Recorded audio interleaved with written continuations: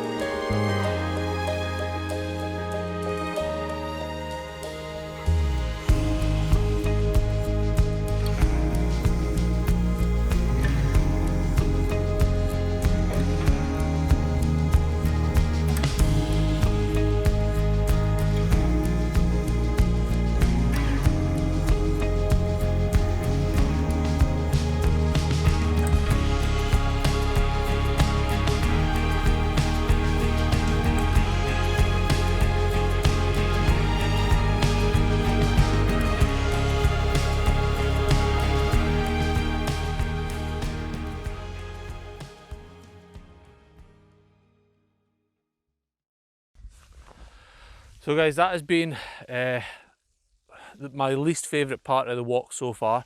From Ettrick Bay, which is right down obviously on the coast, right up to here at the woods at the north of the island. It's been about, what are we, about 4 miles, something like that, about 4 miles.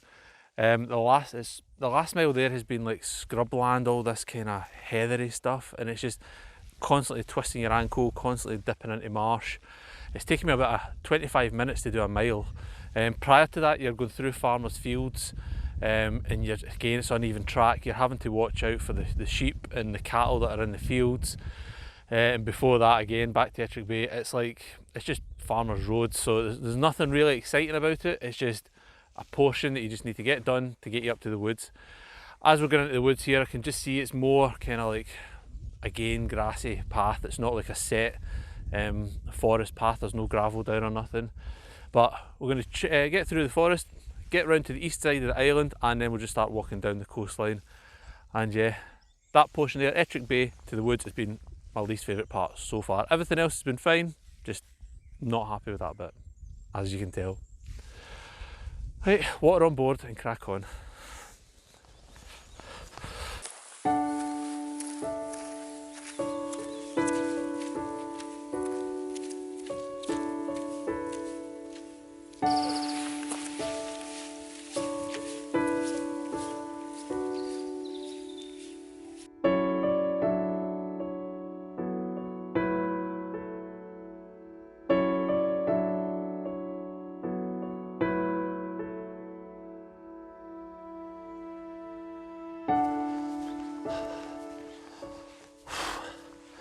So guys, that is me. I'm now at the highest point, or the most northerly point on the walk.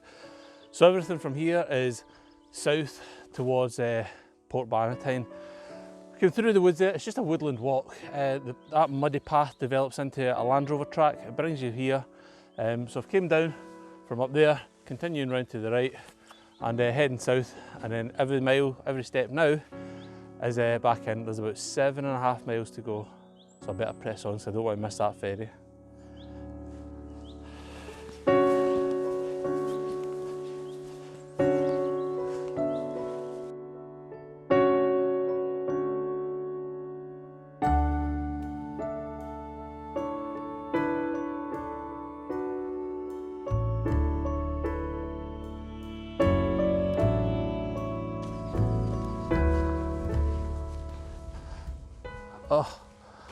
Where's best? Where's best?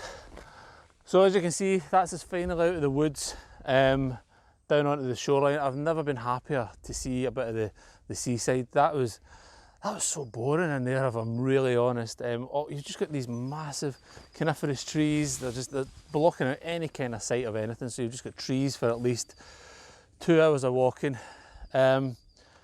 So boring, in fact, that somebody up there has actually changed the sign around. You come to a T-junction a couple of 100 metres up there, and you should come left down to this point here, but they've actually changed the sign around so that it points right. And a check of the map shows that that road would take you up maybe about a mile until its end, and then you're stuck in the woods. There's literally the dead end track. It's like a turning point. So whoever's done that, hats off for your bit of comedy and everything, but just be wary of that. Yeah, so down here, the sun's out. I'm going to ditch the jacket, take on some water, down onto the road, and then follow the road all the way back. We've got about 5 miles left, so that's 10 miles done, and we've been going since 8 o'clock this morning. It's now 12:30, so say it's 4 hours of decent walking, 3.5 hours maybe, depending on. I've stopped to do bits to camera, etc. So yeah, about 3.5 hours to 4 hours walking, and you'll be at this point. And I believe we'll probably have about another 2 hours to go, another 5 miles. Just enjoy this walk down the coastline. Let's go.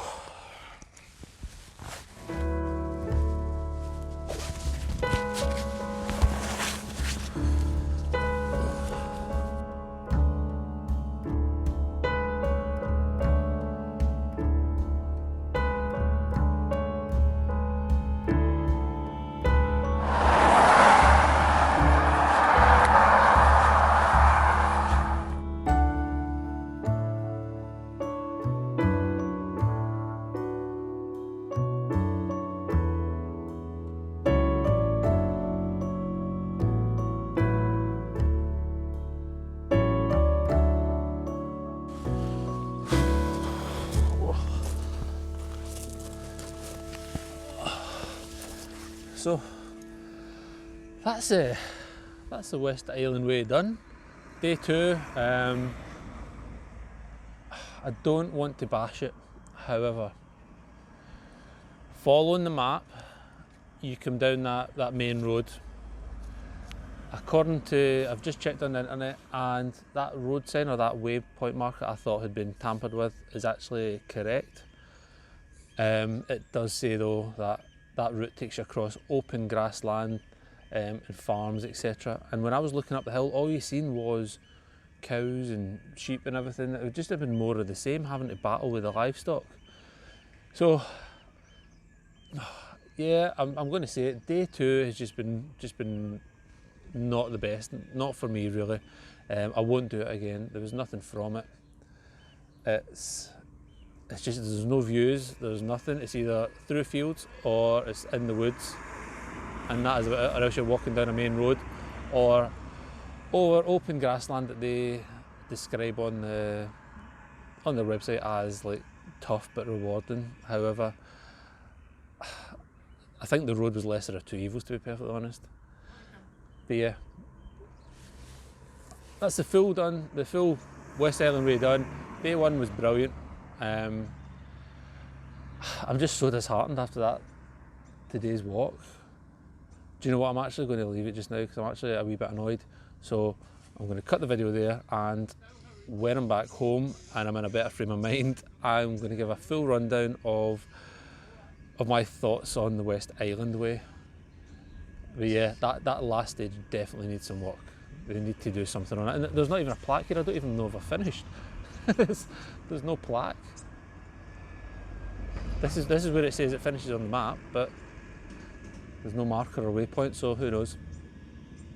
Anyway, I'm going to get ready, get on the bus, ferry, see if my car's still there, and then head home. I'll speak to you in a wee minute when I'm in the house. I'll be a wee minute for you, but it'll be a long time for me. Take care then out. Right.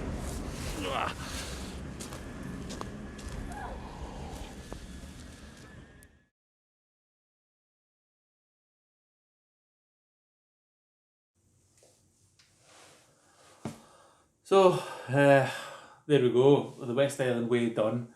2 15-mile days. around the Isle of Bute, taking in the full island. Did I enjoy it? I did at some parts. Some of it, there's no point in lying, I really, really didn't enjoy. I felt I was just walking for the sake of walking. There was no awesome views or anything to take in.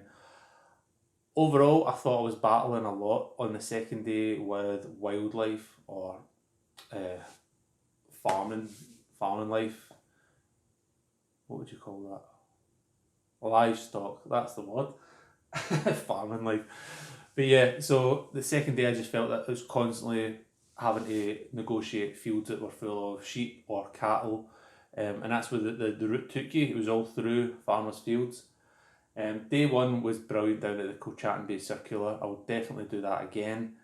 After that, it was nice enough. It was a flat level walk through the fields, past the airfield, the golf course. Yeah, that was nice enough. And you were able to nip into Rothesay if you needed to get any provisions, and then back up onto the route, so it doesn't take you that far out of the way. I found a severe lack of places that you could comfortably pitch a tent in, because again, a lot of it was fields, and they were housing animals, so you wouldn't really want to set your camp up in next to the sheep. Thankfully though, the spot I'd found, it was flat and it wasn't inside a field, it was on the path, so I got set up there for the night. That was good. Had a good night's sleep. I had a cracking night's sleep, to be perfectly honest. I think combined with the walking, it was just so exhausting. It was really good. Next morning was the top end of the island, so from Port Bannatyne round the top of the island, back round to Port Bannatyne. From that, it was okay. There was nothing spectacular, because a lot of the time you were inside the forest and you couldn't actually see anything. And then there was the point of the signpost. The signpost directed you right, but looking on the map, you had to go left, because that was the way that the West Island Way route was actually marked, and that was between View Ranger and the OS map that I bought. They were both saying that sign was pointing the wrong way. So it took me down to the road, and I was thinking I was going to get some kind of path or track or pavement along the roadside, but there was nothing. It was just a 2-lane, 60-mile-an-hour limit road, and there was just a little banking on one side away from the coast, so you're constantly having to watch and listen for traffic coming behind you and coming towards you, and Sid was on his lead the whole way. But yeah, we get around that. That was 5 miles of just walking a road. There was nice views across the Firth of Clyde, but not as good as they would be up where the other route was, where the actual route is up on the hill. Again, as I looked up there, it was just constantly fields full of cattle, so I think I was going to have to battle again through any more livestock. But yeah, gets through that, gets to the end, and I didn't see any kind of plaque or way marker or anything to say you've finished the West Island Way. So much so that I actually asked a woman just after I'd finished recording the last piece, and as I'd asked her, about 15 school children, followed by another couple of teachers, came around the corner, and I was like, oh no, I've just encroached into a school trip here.